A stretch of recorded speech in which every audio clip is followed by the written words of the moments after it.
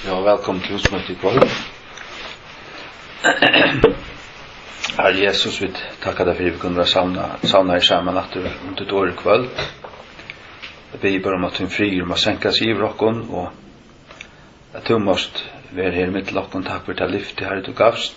Det er som du veier, du tror jeg savner sammen til navnet. Her er du uttøra mitt, og Herre. Jeg ber deg om at styrke oss midt i Norge. Jeg ber deg om at holde oss oppe. Litt av kunne bære oss, takk for at du lover ut en år, at du vil være ved oss. Alla det er alltid være der enda. Takk, Jesus, at du sier oss ikke avsatt, du lover oss ikke gull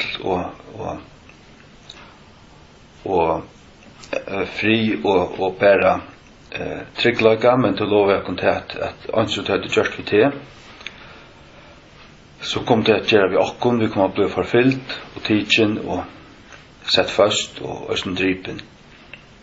Da så gjør vi langt å hente ut heimen, Herre, og be til om at halte okkon nært her, og gjør den klar til østen at loja for tunne skilt om som av er Herre.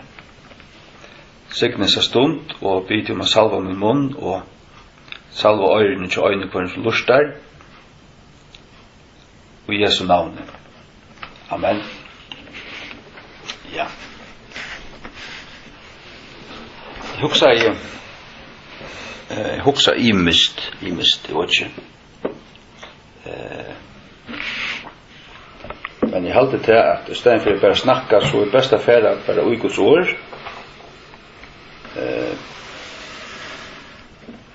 Det er at det dreier seg mest om bibelarbeidet til liksom tjenestan og kalle.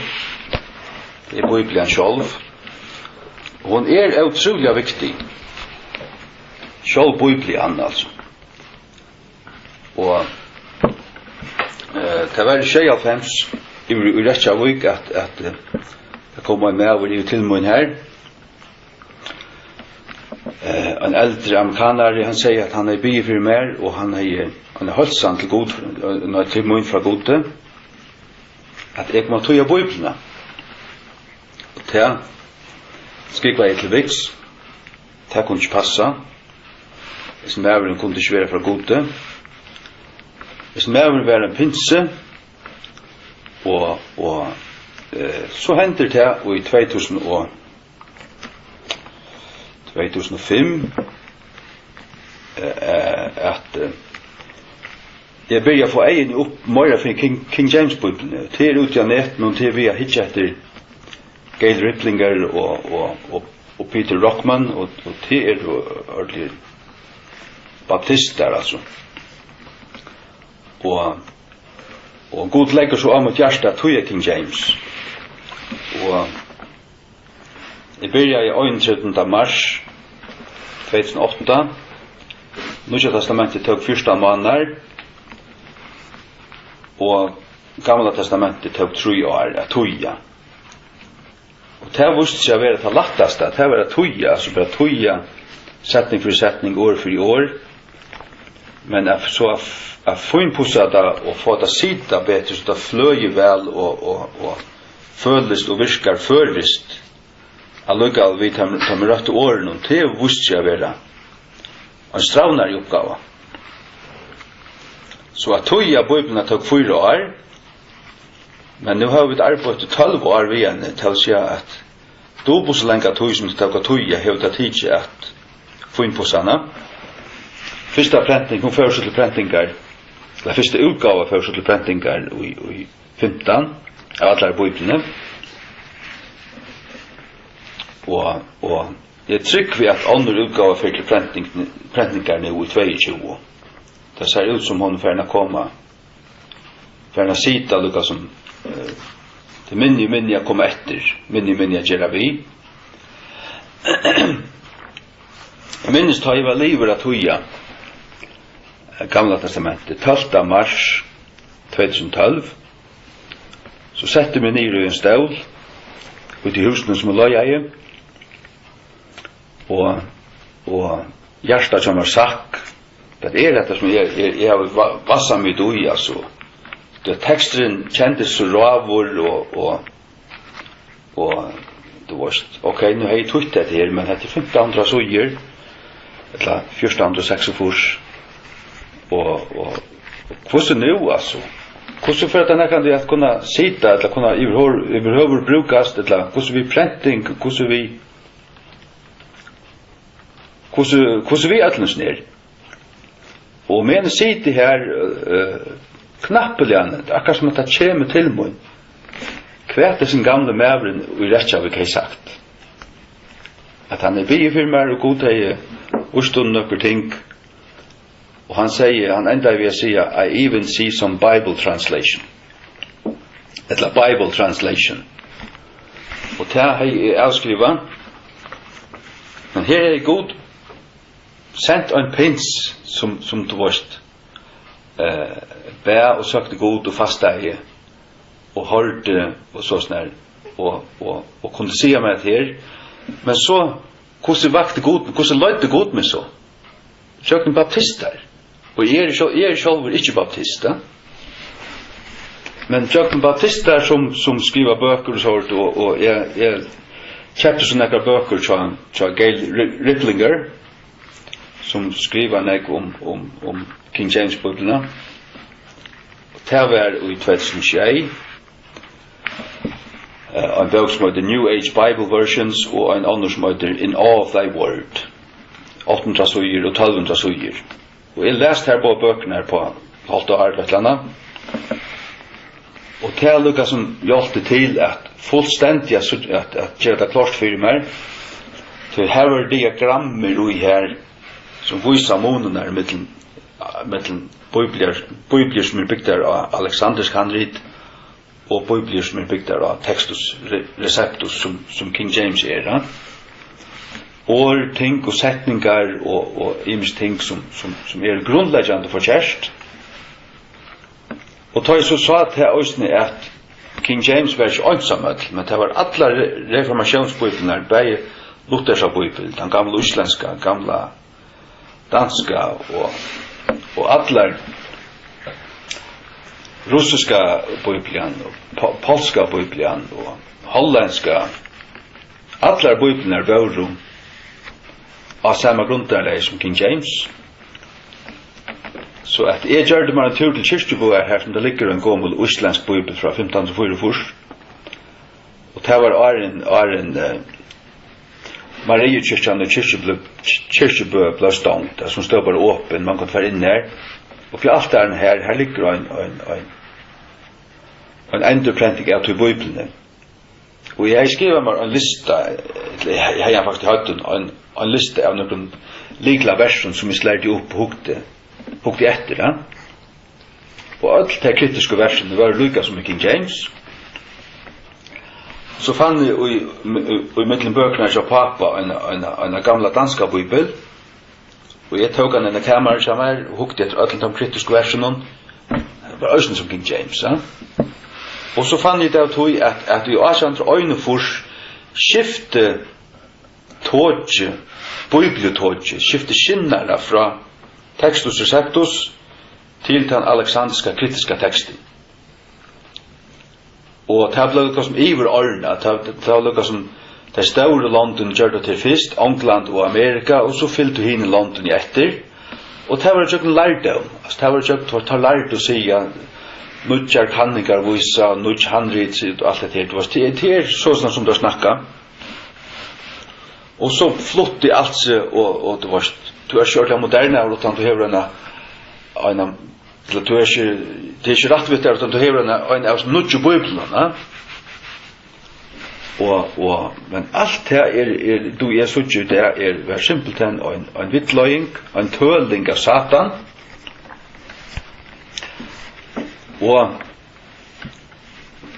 men King James bøyblene omgant hui ferien akkurat ved allukkavel de som ut det lesa bøyblene og de som ut det tryggva tog at han bøyblen til lesa Guds år og som lyd og anna og tryggva at hette bøyblen igjen hette ikke bare en versjon men det lyd og kvann setning og kvart år til de som bruker King James Og til Østen kanningar gjør der at folk spurt av dem som sier seg lesa Bibelene.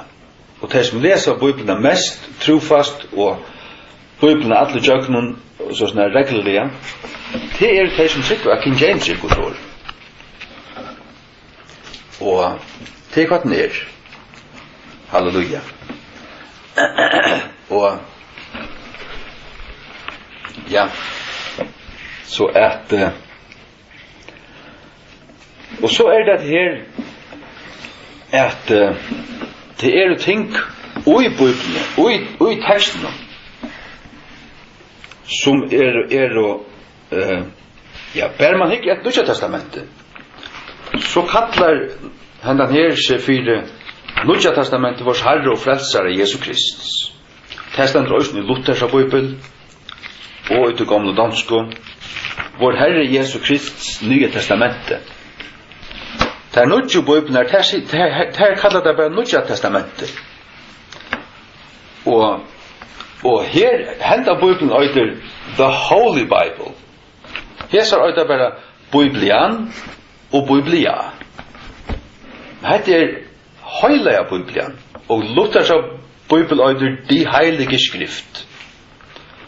Og vi nærre etterkanning så det imens ting og i Bibelene og i Nye Testamentet her som det stender at det var heilige menn Guds som taler av for var drønner av heilige andanen at det var tår som finko året og skriva av det og det stender i Matteus 25:31 at Jesus kommer atter vi heilige av en øynklon. Men hva sier Hesar? Da sier bare menn taler av og Jesus kommer atter vi øtlen øynklon søgnene ikke heilige av øynklon søgnene. Og i 4. Thessalonikerbrev 5:22 stendur alle ikke tikkum vi herran at hesten epistel vere lisen fri øtlun heilav og brørunnen. Hva sier hinnar? Fri øtlun brørunnen. Så likla ting standa her at Jesus kommer at vi heilav og ønglun det var heilav menn som finner Guds ord talar som det var drivna av heilav andan og så skriver tar ta nye som det finnes ja. Og de som i en lokalare menighet, de tar heilav brødner, ikke bare brødner. Og Berengen 2:26 stendur, og han sier vi med, hesar framsagner trofastar og sannar, og Herren God hinna heilav og profeta, sendi angel søgna tænaren søgnen, tar loter som må brått vera gjørter. God hinna heilav og profeta. Esar sier bare God profetana, ikke heilav og profeta. Så at man ser til at det en bibel som den heilav bibelen. Den heilav bibelen. Og i Romerbrevene kapittel 8 vers 2 stendur ter heilav skriften her. Og Paulus skriver til Timotheus, sånn Timotheus 3:15, at han fra bandsbøyene har kjent henne heilav skrifter, som fører for å gjøre til visan til frelse. Ja, Timotheus. Sånn Timotheus,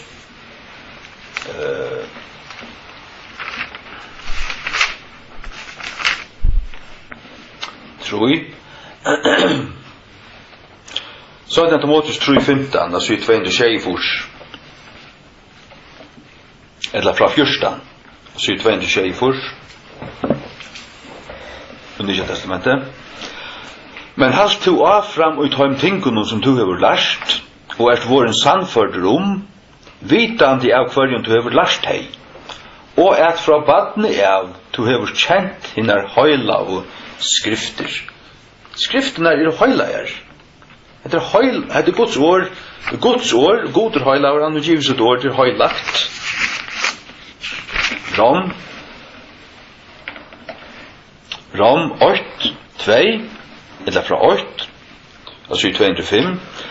Paulus, en tjenare Jesu Krist, kallaver at være en apostol, til skilaver gledebådskapet Guds, kvann han framman undan hei lova vi profetens søgnon, og i hinnen høylav skriften. Skriften høylav. Hver skrift høylav? Jo, han som var given. God gav sitt år, han har givet det rønt, men det jo sommer som har perverteret skriftene. Til å avvære skriften selv om, og 17 Korint 2:16. Halleluja. Takk, Herre. Takk at du så åkken. 17 Korint 2:16. Altså 2:3-4. Så jeg vet ikke som mennesker som spittla Guds ord. King James sier, for we are not as many which corrupt the word of God. Spittla Guds ord. Hadde ikke noe fremmed, hadde ikke noe nytt som kommer her. Så at Herren avkærer tar det gamla testamentet og Jeremia 23, vers 36. Her avkærer han sommar av falskene til at det var spilt sunn i år. Det var da færre lagt om det. Men for tog sommer spittla det, for tog det finnes spittlingar og spilt handrit, så har Herren lova at varvøyta sunn i år. Og vi løyta altså at det Herren lova det, så gjør han det. Og han hever gjørst det. Det ikke fåtjen for vinteren, iverhøver ikke. Til syv 926 i Gamla testamentet. Jeremia 23, vers 36. Jeremia 23, vers 36, syv 926. Halleluja. Ja, skulle ikke for å bli alt for nekv, det av nøyut, men.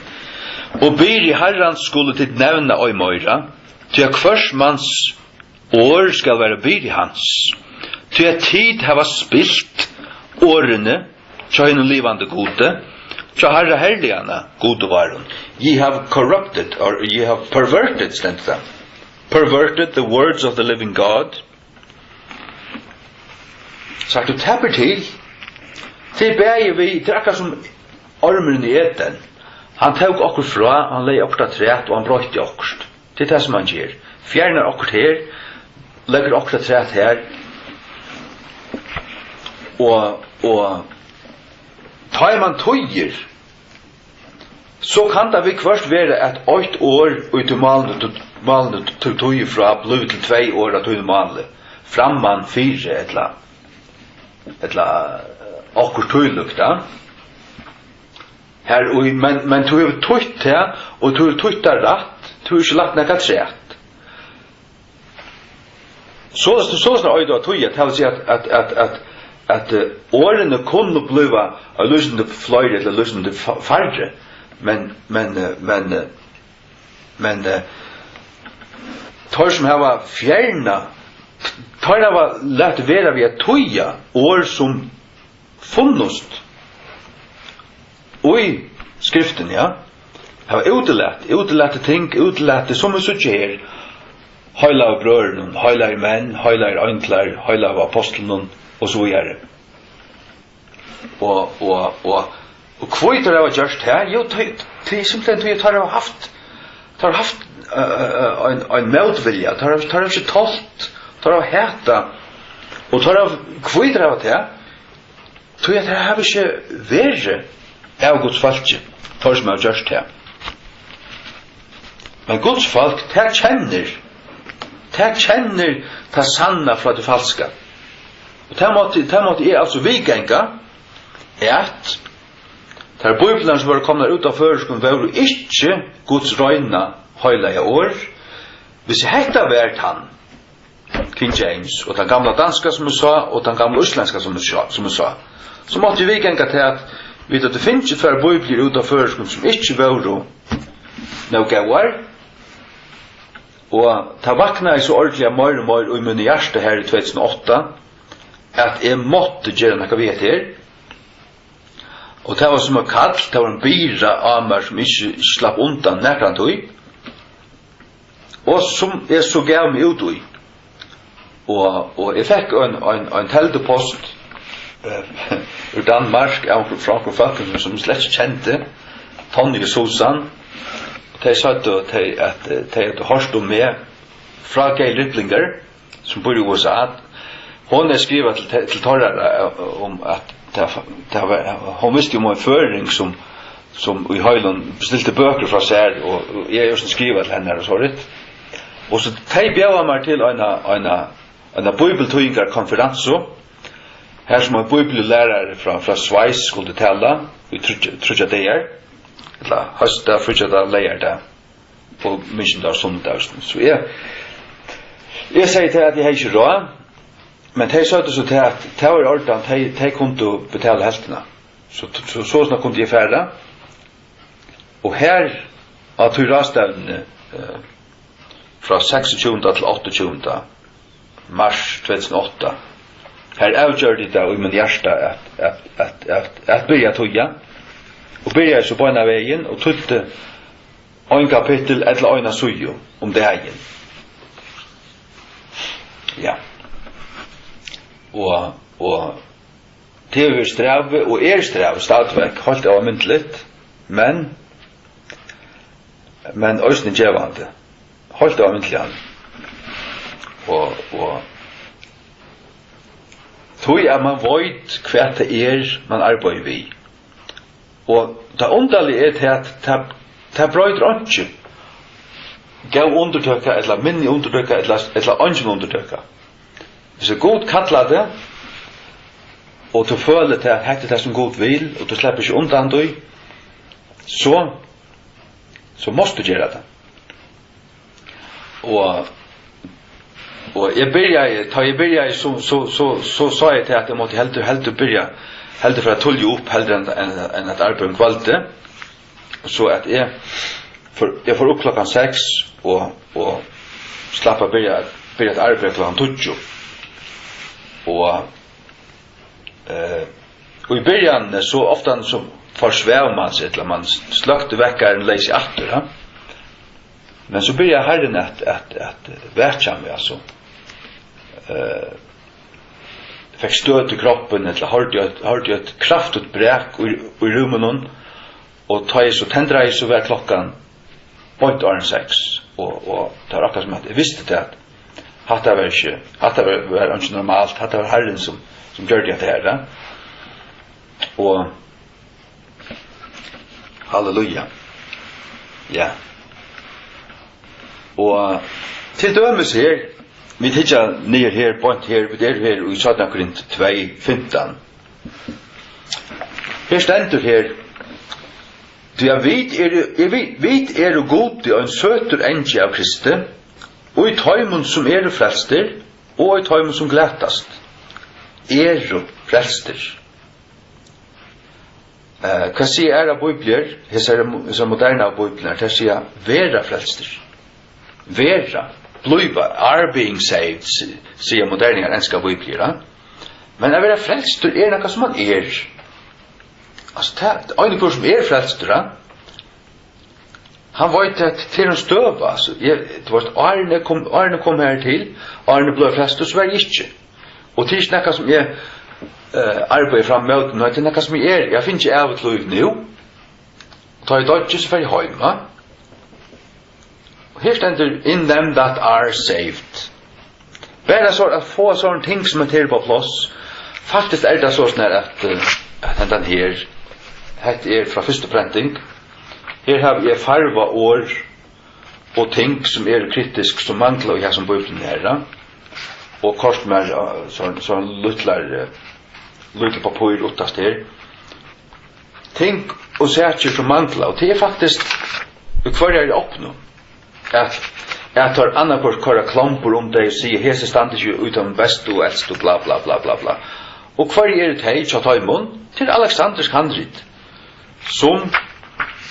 som fjerne av det, tror jeg tar fingo ilt av det, ja. Men och utom bysantisko, antiokisko han rit nu. Här manglar det inte. Och för mer alltså att ha bibeln rätta. Det är grundläggande för mina tillvaro alltså. Jag lägger inte in något annat. Det är mer dyra bärare än en flott borg vid en dåligare kon och touchbutton eller whatever. Och två stora bilar utanför och en lustig jakt alltså kunde haft allt här. Och vi är en av de rikaste männen i Färjön. Men alltså två gånger knappt jag stand här, eller sitter här och vi har 2022. Jag började i 2008 tror jag. Första året i Gingen. Jag började ta iväg Herren började öppna min egen fisk ner till jag var 632. Och började så tog jag till jag var 832. Och nu fyller jag ögonen att lyssna vad det är. Och kvart, man har bara sitt inne och större part av sin tøyden, eller av sin åren. Men hvis jeg akkurat spør, jeg ikke vil ha brukt tøyene til nække andre. Og ja. Så at Jamer, for min hjerte, så han det har Herren givet meg til, og lagt han i ro mot hjertet, at jeg har det så. Men ta jeg hvis jeg lever så langt og Herren ikke kommer, og at jeg ver jo en etlesheim med det så er den største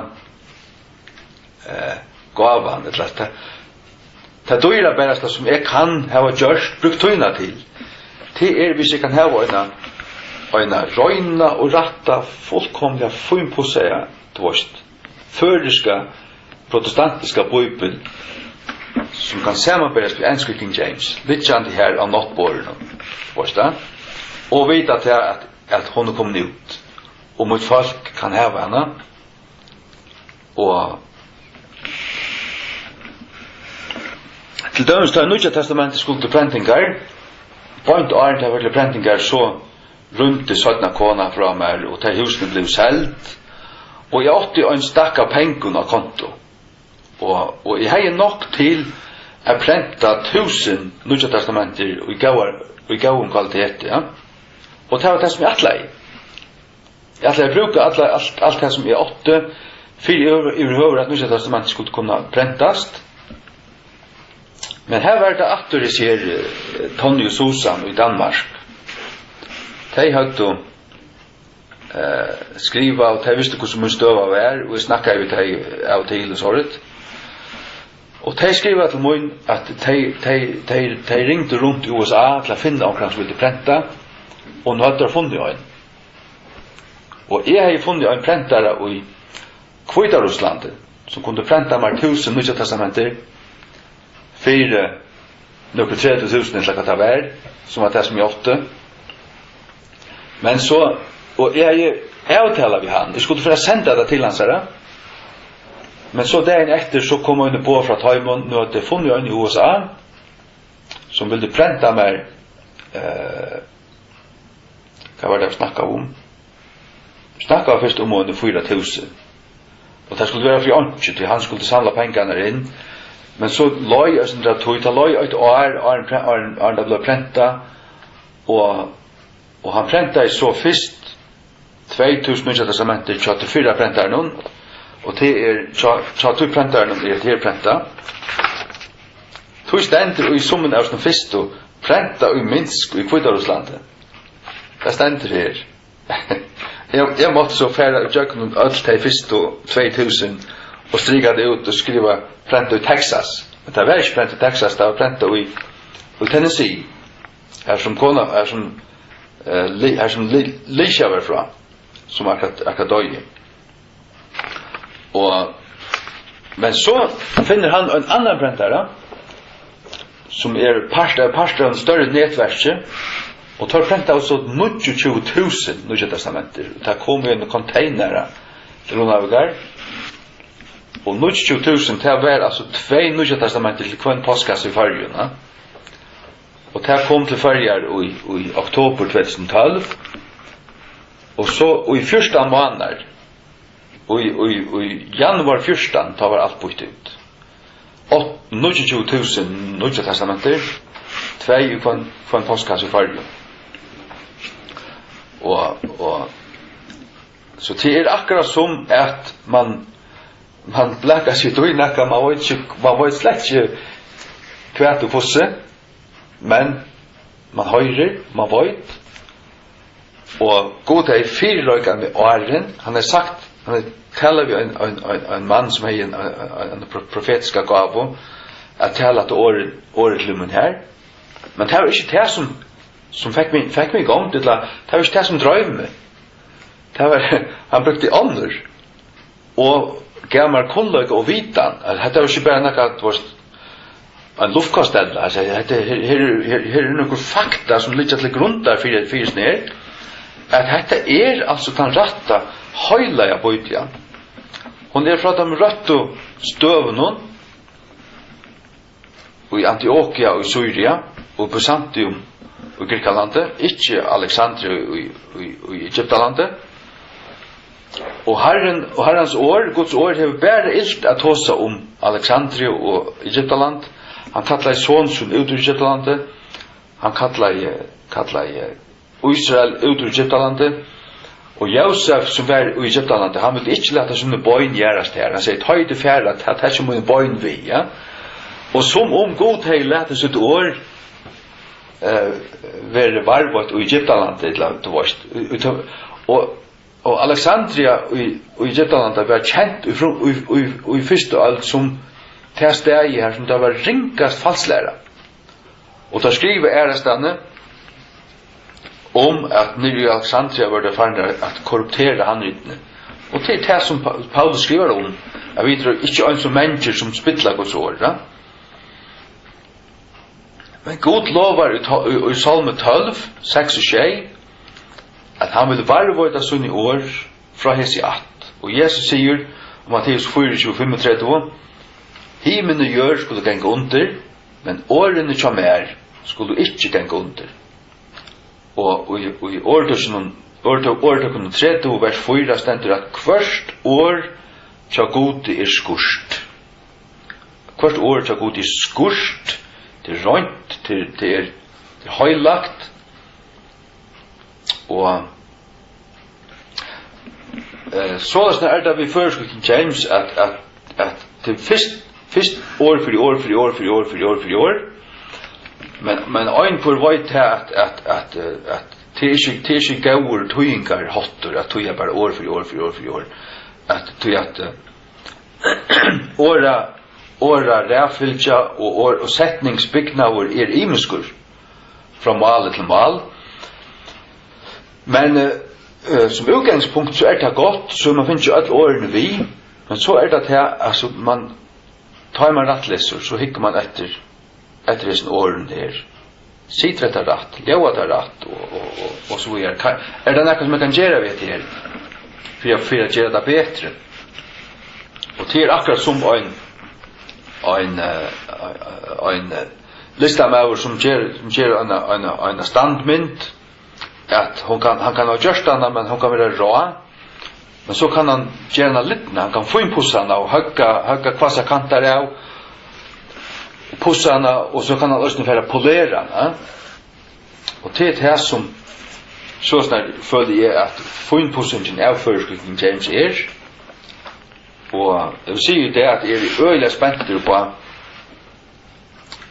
neste utgave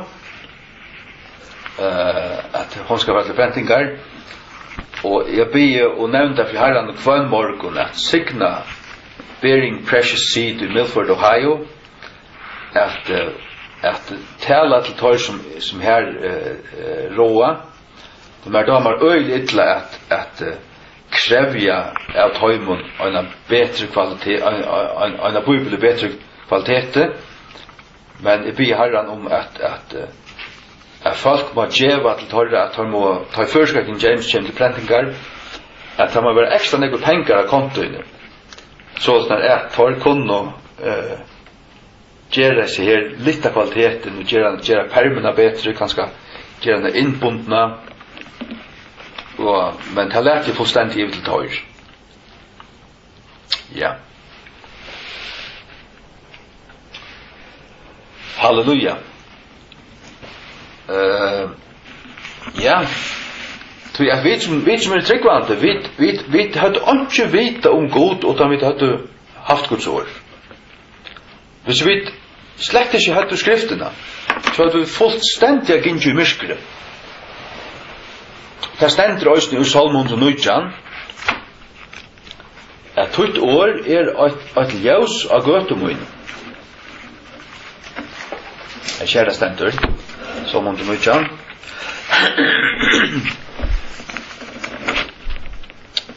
Salmer 119 jo, 105 så er 608 trus i Gamla testamentet. Halleluja.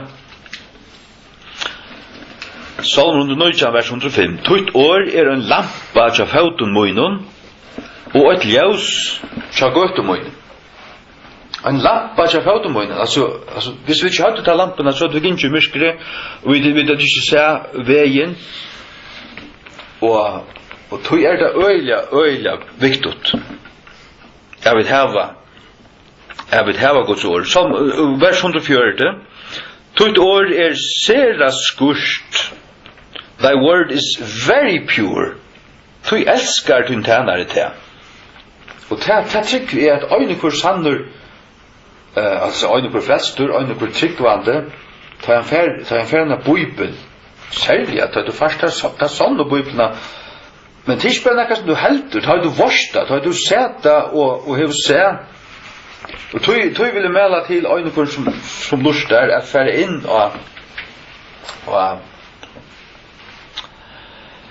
og FKJFO, og her kan du truste og en søye som øyter glepper meg det. Hvordan var det søye så da vet du? HolyBibleCompare.com, ja. HolyBibleCompare.com, og her det sammanberingar, særlig til Nødja testamentet. Her sørst du Først King James, ensk King James, Victor og Dahl, og her sagt du østene, det gamle dansko, og ta i nu Først King James kommer ordentlig, ta neste utgaven kommer ut, ta trygg vi tog at nekko av månen og det gamle testamentet i østene kommer være skras etter her.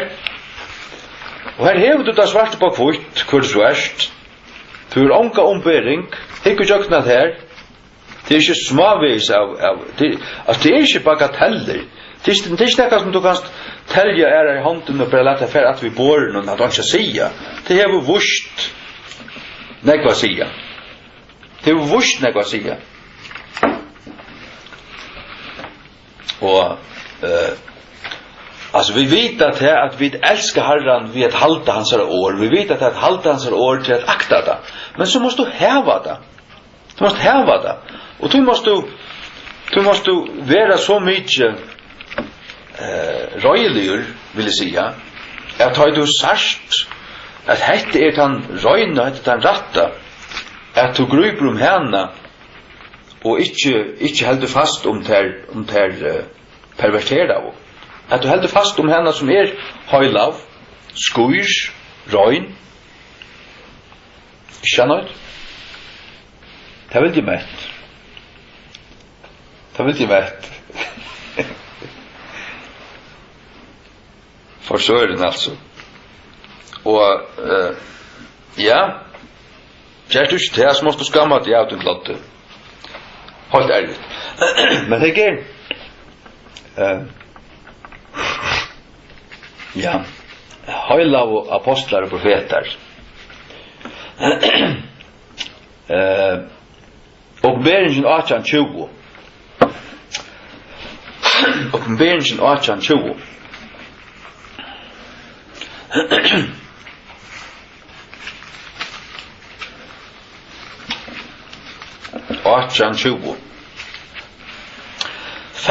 Fegnast iver henne til himen, og til høylav og apostlar og profeter, til god hever hemt tikkun av henne. Dal og Viktor sier bæra apostlar, ikke høyla av apostlar.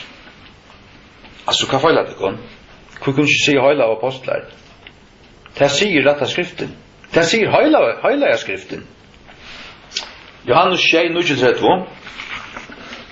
Johannes 6, 9-32. 9-32. Altså, 135.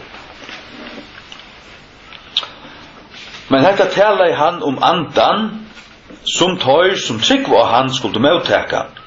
Til at halvtje anden var ikkje en given, av til at Jesus var ikkje en dørmetter. Her sender halvtje anden. Dal sier bare anden. Anden. Til måneder av anden og halvtje anden. Nei. Så at Viktors av Bibel en tonfriare, til han sikler med til imisk imsar versjoner av Bibelen her på til han gir sjøyna. Men hon er ikke fullkommen, hon er ikke skuir, hon er ikke den heilige Bibelen. Nei. Og 4 Korint 2:13. 4 Korint 2:13. Så i 225.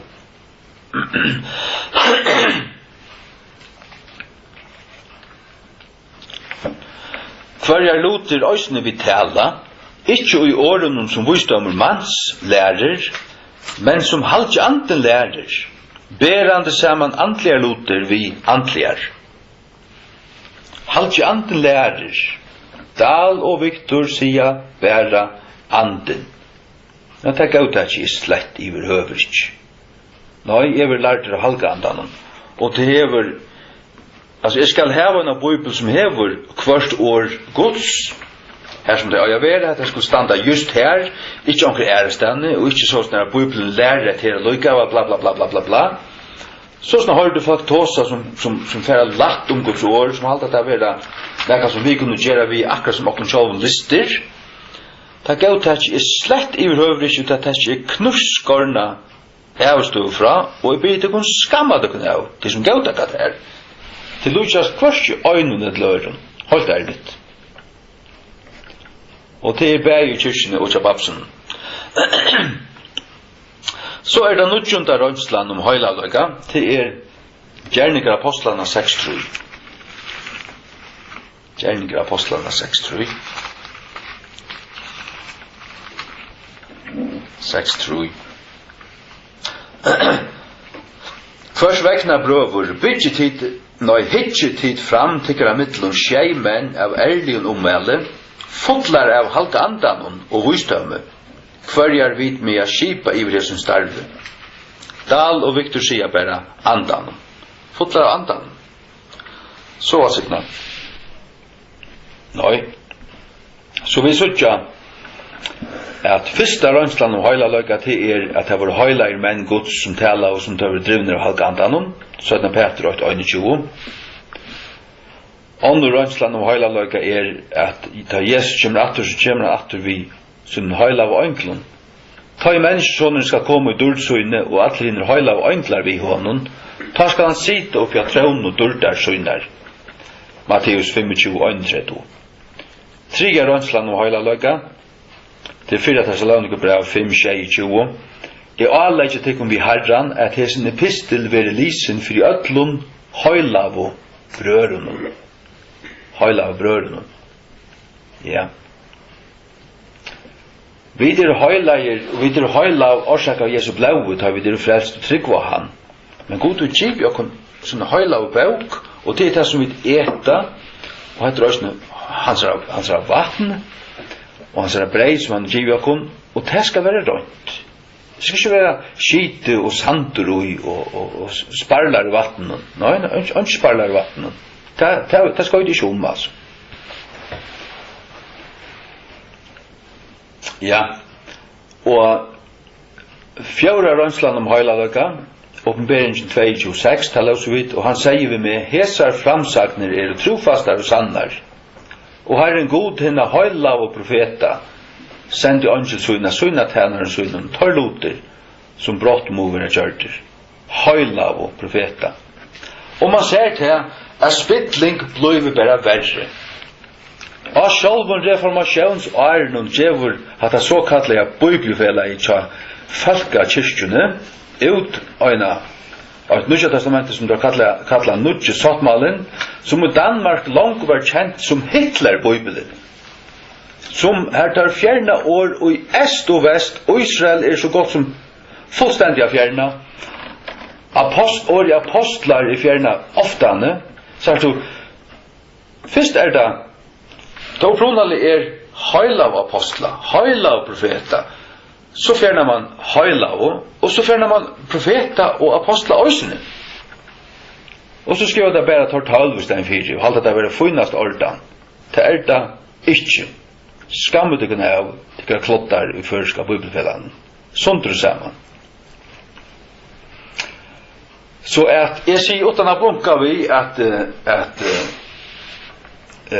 ja kommer god å flytta ljøsestakkan fra tikkun ja det kommer han hvis han ikke langt flutter men som elskar bibelen og vira bibelen det så slett ikke men skal det være nek i mun løyve så skal det være til så skal jeg hava elska og øktast Guds år til et år som Herren øyne for gav meg det stender i Jesaja 6 vers 5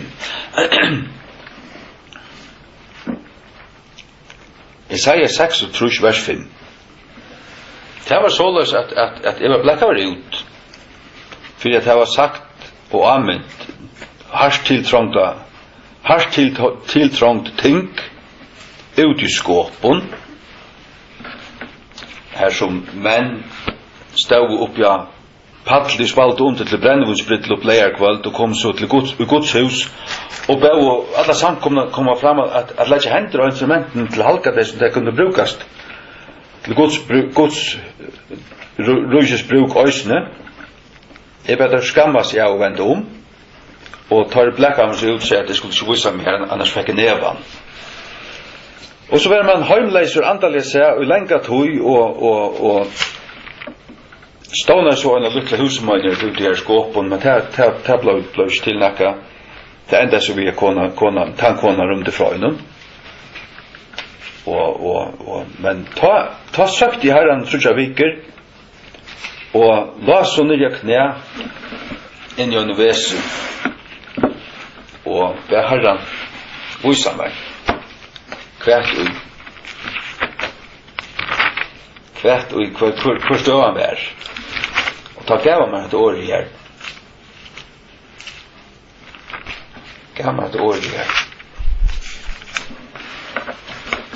og det var just det som var hent man var blekkar ut og så litt og man hei øftast herran vi at øftast hans år og man var blekkar ut og jeg hei ta enskrikken James framfyr meg og sutt jo i en sjøvn at bibelen fyr opp og høyre hånd fyr nyer og tommelen stekkar her bort her og så leser til året og her stod hear the word of the Lord ye that tremble at his word your brethren that hated you that cast you out for my name's sake said let the Lord be glorified but he shall appear to your joy and they shall be ashamed høyre herrans år tid som nøtra fyrir åri hans tikkara brøver som heta av tikkun som kasta av tikkun ut fyrir navnsmunds skuld søtto leti herran vera durmetan men han skal byrstast til tikkara frøye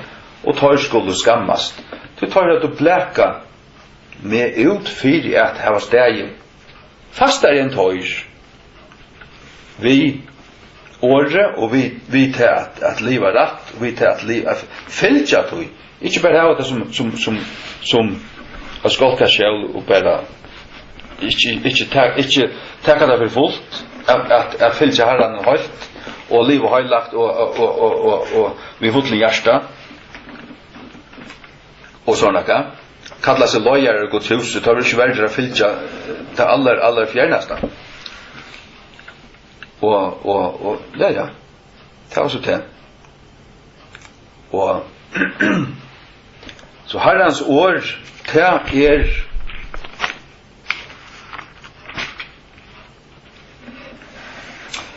vi vet at det er Guds navn høgt, men Guds år sier at han vil litt sutt år og pum sutt navn.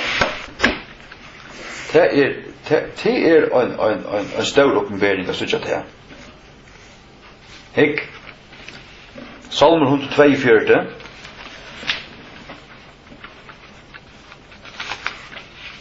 Nei.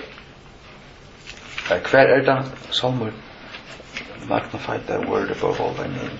Salmer 138, vers 2. Salmer 138, vers 2. Altså, vi vet at Jesu navn det haksta navn, og for hans navn skal først knæ bodja seg, og i himni og gjør undergjøren, ja. Og hver munner skal jotta at han Herre. Han det haksta navnet. Guds år så høylagt og høgt at han vil litt ta opp om sitt navn. Salmer 138, vers 2. Jeg vil tilbya møtvis høylega tempelet tøynum, og prysa tøyne navnet, fyrir tøyne elskande blutni og fyrir sannløga tøyn. Dette er suju 645. Så jeg to hever staurgjørst tøyt år, og pum alt tøyt navn. Jeg leser alt i enske King James. Psalm 138, verse 2. I will worship toward thy holy temple and praise thy name for thy loving kindness and for thy truth. For thou hast magnified thy word above all thy name. Altså han just sutt år større, han større ja, magnified til forstørrelsesglasa, å forstørre det. At han just det større til år, og pum alt ut navn. Og alt ut navn til at hans navn så størst, til at alt ut navn til som fjalla, men hans år hever han litt opp om sitt navn. Og hitt har vi til dømes på Nehemia 95. Nehemia 95. Nehemia det så 638 i Gamla testamentet. Her sitter jeg hvor størst Guds navn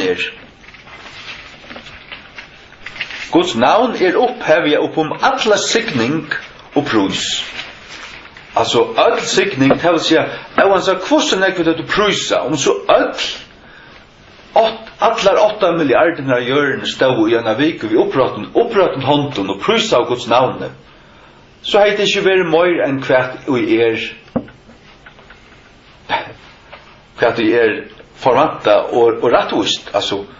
Og det har vært Guds navn verdut. Og til Guds navn. Men Gud sier at hans år har han litt opp om sitt navn. Jeg leser ut av Nehemia 95. Ta søyt og levitaner, Jeshua og Kadmiel, Bani, Hashabnia, Sherebia, Haudia, Shebania og Petahia. Standi opp og var signi herran godtikkara om ever og ever. Og var signa veri tutt durtsama navn, som opphevja og pum alla signing og prus. Til opphevja og pum alla signing. Det vil si at jeg var hvordan jeg vil sikna det, jeg var hvordan jeg vil prusa det, så det her oppe, ja. Vi kunne bare prusa opp til det, vi kunne omgående prusa det nok. Og man frans navn i hans år.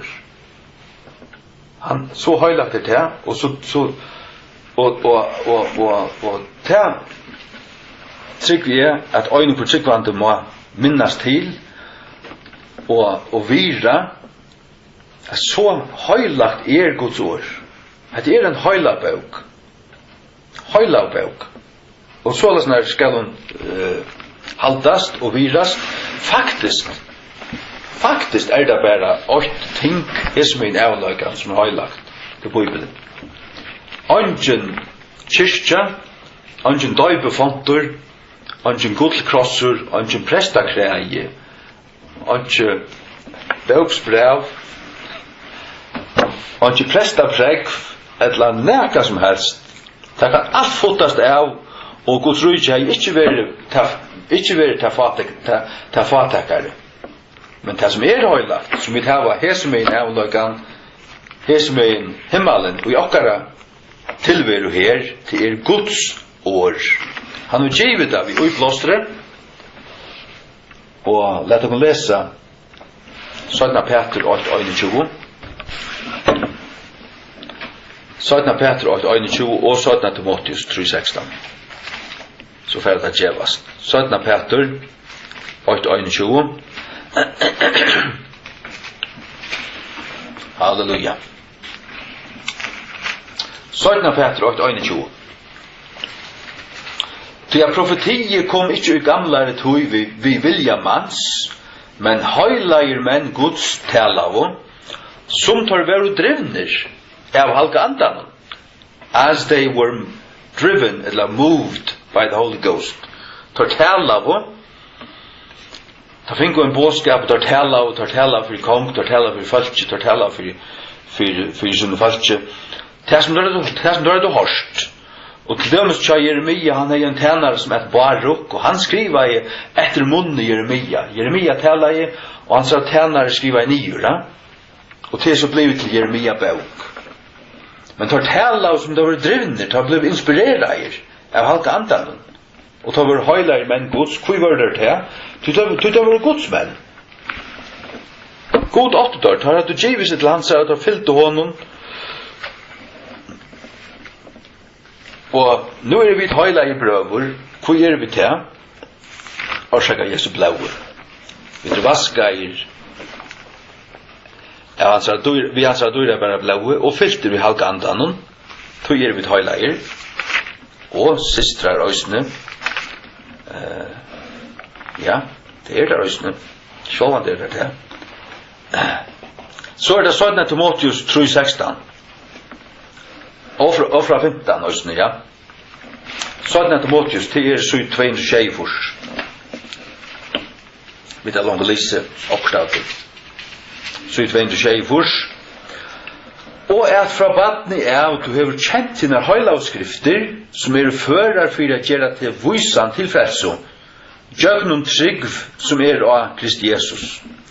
All skrift given vi uiblåstre av gode og gagnlig til Guds læro, til rattasetting, til rattløying, til undervisning og rattvise. Fyrir Guds mævren må være fullkommen, fullvegis utgjørtur et allum gavn verskun. Halleluja. All skrift, det som skrift, det bøknar i Bibelen, det 60 bøknar, givnar vi uiblåstre. God givet vi uiblåstre. Han vi uiblåst skrifterna og givet skrifterna til tar som jeg skriver henne nyur. Og når given vi uiblåstre av gode givet henne. Vi uiblåstre. Ja. Tog det også sånn at en tøying av skriftene, som røyn, en født av gode, given av gode, hever god virskada, funnet seg omkring og kattla han og brukt den personen, så det skrift. Tog at det rettgjørst. Det årene flott i et annet mal, og det kunne lesast, det heter rett, det ikke lagt av tre, det mangler ikke, det det som god utgive, det det. Og så det at ting kan også ha sånne byrjan, uten å være livet fullpussa, uten å være kommet ordentlig av mal, men så arbeider man vittig inntil det kommet av mal. Og ja, halleluja. Takk Herre for disse stund. Takk for det. Det som vi kunne suttje ut i en år, som du selv sier om til et år, og tøtningen av det, hvordan det giver jokken, og at det til høylagt, Det var heilige menn som talar og som det var drivner av andan, halleluja. Og at det er heilige brøver, og det er heilige apostlar og profeter. Og vi da finner ikke heilige andan, ikke bare andan, og at til den heilige skriften, som talar om det, halleluja, og som du har givet okkur. Hjelp okkur, Herre, at elska det, vi elska denne bøk, men også elska det som hun lærer, det som hun sier okkur, og fylgja etter okkur besta, føre, og vi ødelen hjärsta, Herre Jesus. Signa på en ønstakan, og signa land og folk, be om vetjing i at førja land, Herre, og en uthetling av tunn anda, i detta folk, i detta land, Herre, også i mittlen jødanar, at du sender vetjing, du byter med å sende en kraftig vetjing, også i Russland, som omgang du sender ordentlig vetjing enn, send en vetjing i Russland, Herre, mittlen Ruslandingan, Herre, mittlen ta folket. Lat elden brenne, Herre, tunn andans eld og en vetjingar eld, færa fra bygd til bygd, fra Reykjavik og iver til Esterlandet, og hverja bygd i Østlandet. Da ber jeg om, Herre, i Jesu navn. Ber dem å styrke okken, halda okken uten i hånd, og varvåd okken alt som fylgjat her, og som elskat her. Halt inntil den det at du kommer atter. Og som det stender at brukar min draleie, be om at det å sindra tøy etter enn, at vi ødlom for å bruka tøyina vel, at vi gjør det som vi kunne, byande og vittnande, og talande og fyrt her, at bo evangeliet, at pøyga til, at avværa oss om den som vil komme, som Johans døyparen og som gjør det, han ber folk ikke flytja fra det kommande vrøyene, og flytja Herre til tøyen. Enn nøy tøy, enn to å finne, be om at folk må kjenne alvaran, kjenne støvene Herre, at kjenne alvaran, at det en evenløyke som bor okkon, og til tvei støv, til en himmel, og til også et helvete. Og at det alt ligger oppe, og til enn nøye tøy, og enn tilbøy oppe, at takke møte ter. Be til om at folk må avkalla til heilige navn, Herre, og takke møte frelsene, og Jesu navn. Amen.